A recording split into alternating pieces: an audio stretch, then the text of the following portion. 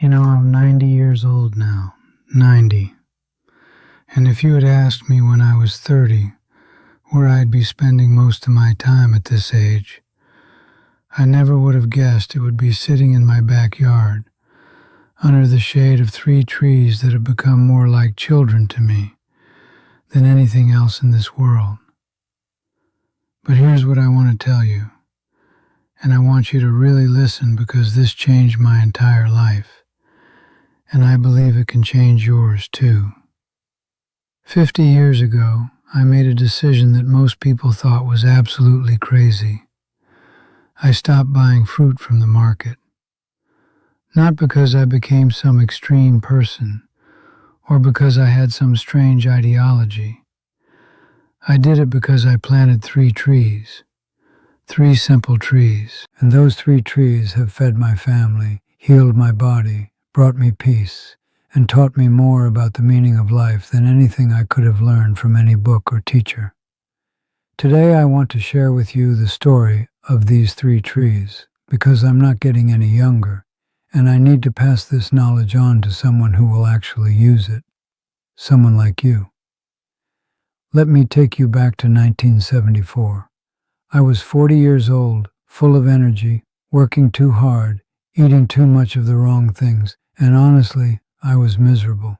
My wife, God rest her soul, she used to watch me come home from work and see how tired I was. Not just physically tired, spiritually tired. She suggested we plant something, not because we needed the fruit, but because she said I needed to slow down and put my hands in the soil. I didn't understand it then, but I listened to her. We chose a mango tree first. I still remember walking to the nursery with my youngest son, who must have been about 12 at that time. He picked out the smallest mango sapling, barely taller than his own waist, because he said he wanted to watch it grow with him. We brought it home, and I dug a hole in our backyard with my own 2 hands, and I planted it. That first year, nothing happened. The tree grew slowly, barely noticeable. I was impatient. I wanted results. I wanted to see fruit immediately. But my wife, she taught me something that year that changed my perspective forever. She told me, a tree is not about today. A tree is about tomorrow, and the day after tomorrow, and the day after that. When you plant a tree, you are making a promise to the future. Those words stayed with me. And she was right.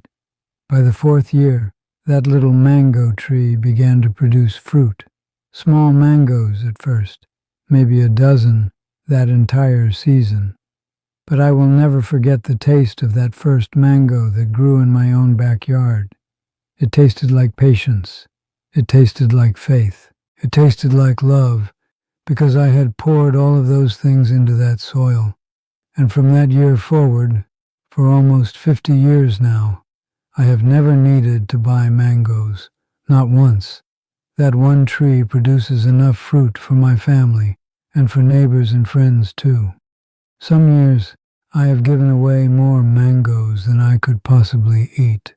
But here is what most people don't understand about the mango tree. It didn't just give me fruit, it gave me a teacher. Every spring when the tree flowered, it reminded me that death and rebirth are natural. Every summer when it bore fruit, it reminded me about abundance and generosity. And every winter when it rested, it reminded me that rest is not laziness, rest is necessary for growth. I learned these lessons not from books, but from watching that tree through 50 years of my life.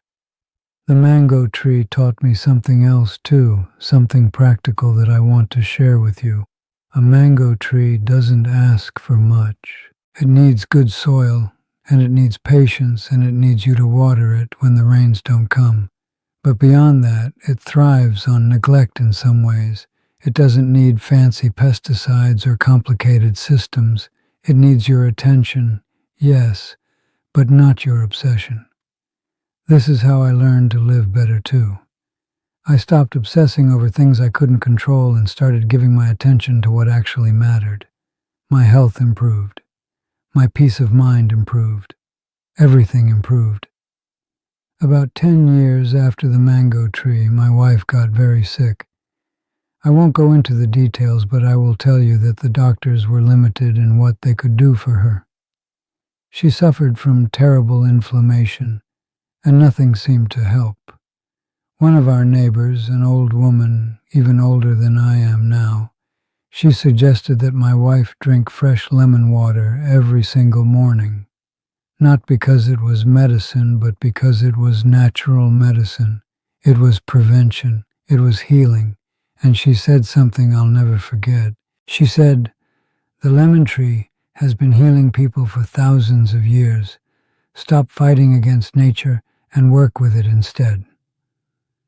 I planted a lemon tree that very week. And again, I had to wait. I had to be patient.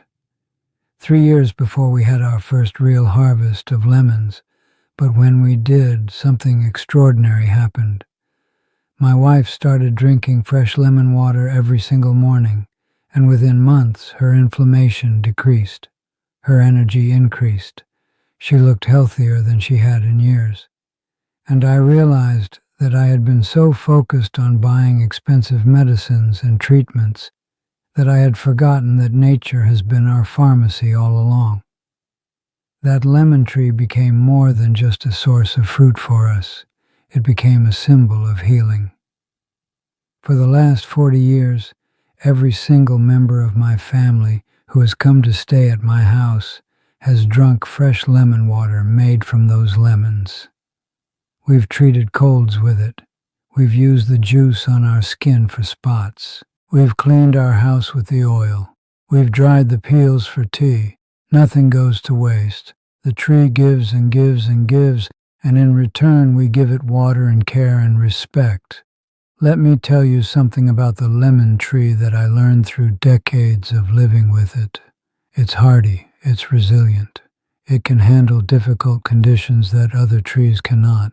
And as I've gotten older, I've realized that I need to be more like a lemon tree. Life gets hard. Circumstances change. But if you're rooted deeply in good soil, if you're getting your water from the right sources, you can survive almost anything. The lemon tree taught me resilience. It taught me that you don't need to be the biggest tree in the forest to be valuable. You don't need to produce the most fruit to matter. You just need to stay true to who you are and what you were meant to do. And there's something else too. The lemon tree flowers throughout the year, not just in one season. This means fruit comes in waves, constantly, over and over again. It never stops giving. I think about my life like this now. I'm 90 years old. Most people think your productive years are behind you at this age. But I look at the lemon tree and I think, no, I still have so much more to give. I still have knowledge to share. I still have love to give to my family and my community. I'm still producing fruit, just like that lemon tree. The third tree, the coconut tree, came into my life almost by accident. My grandson, who was born when I was already 60 years old, he wanted to take a trip to a tropical place when he was about 12. We couldn't afford to travel much, but we had a friend who lived in a region where coconut trees grew naturally. During that visit, my grandson became obsessed with these trees. He loved the way they looked. He loved the way they moved in the wind. He asked me if we could grow one at home, even though our climate was not naturally suited for it. I said yes. I don't know why I said yes. Most practical people would have said no. The climate wasn't right. It would be difficult. It might not survive. But I looked at my grandson's eyes, and I saw hope, and I saw curiosity, and I saw love for nature. So I said yes. And we planted a coconut tree together. This tree was the hardest of the three. It took longer to establish. There were years when I thought it might die. But my grandson visited every summer of his childhood, and he would check on that tree. He would water it. He would talk to it. And somehow, against all odds, that coconut tree survived. It thrived. And after many years, It began to produce coconuts. Now, a coconut tree is different from a mango tree or a lemon tree. Everything about it is useful. The fruit feeds you and quenches your thirst. The oil heals your skin. The milk soothes your stomach. The fibers can be used for ropes and baskets. The wood can be used for building. Even the leaves can be used for roofing or for weaving. In many cultures, the coconut tree is called the tree of life. And now I understand why. It gives everything. It asks only for patience and care. But more than the practical benefits, the coconut tree gave me something precious. It connected me to my grandson in a way nothing else could have. That tree became our story. It became our bond. As he grew older and moved to the city, whenever he came home, the first thing he would do is walk straight to that coconut tree and stand under it for a few minutes, just being quiet, just remembering. I knew that tree was holding something for him. It was holding our memories together. It was holding our love. This taught me something that I think is the deepest lesson of all. Life is not just about what you consume or what you produce. Life is about the connections you create, and those connections need time to grow, just like a tree. They need attention, they need care. And when you invest in someone or something with real love, that investment bears fruit for decades, sometimes for generations. That's what the coconut tree did for me. It gave me a way to stay connected to my grandson across time and distance. Now, as I'm getting older, and my grandson is a man with children of his own, he brings his own children to stand under that coconut tree, and I see them learning the same lessons I learned. I see them understanding that nature provides. I see them slowing down and being present. And I know that this tree, this one tree that we planted together out of love and hope, will probably outlive me. It will still be producing fruit and creating memories long after I'm gone. That's the magic of a tree. That's the immortality that comes from putting something into the earth that will keep growing. Let me be honest with you about something. These 3 trees, they didn't just feed my body for 50 years. They healed my mind and my spirit too. In a world that moves so fast, that demands so much, that pushes us to consume everything and throw everything away, these trees taught me to slow down. They taught me that real wealth is not in how much money you have in the bank. Real wealth is in the abundance that you create and nurture with your own hands. Real wealth is in having something that provides for you and your loved ones year after year after year without asking for much in return. When I walk out into my backyard now, even at my age, even with my aching knees and my tired back, I feel rich. I feel abundance.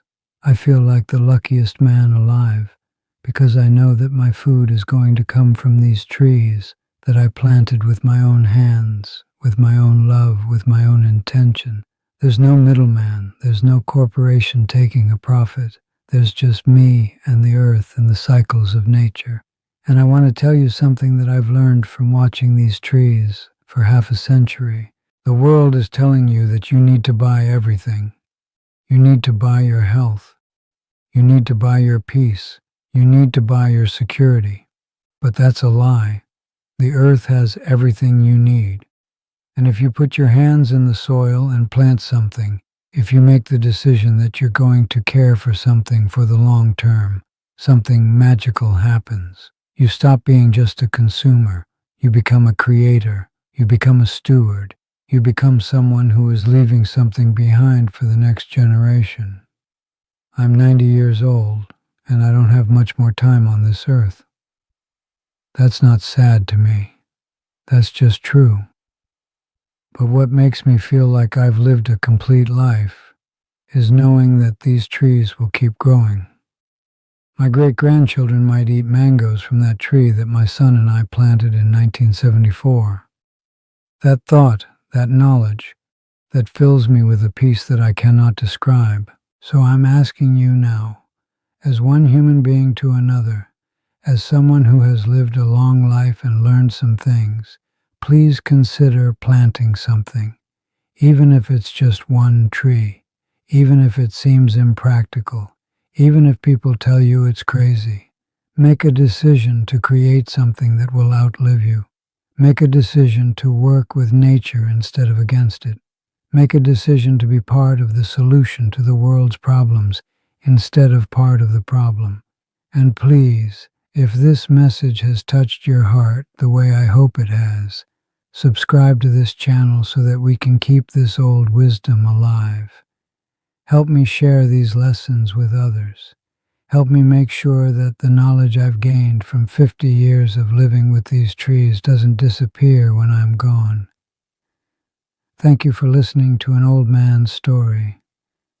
May you find your own immortal tree.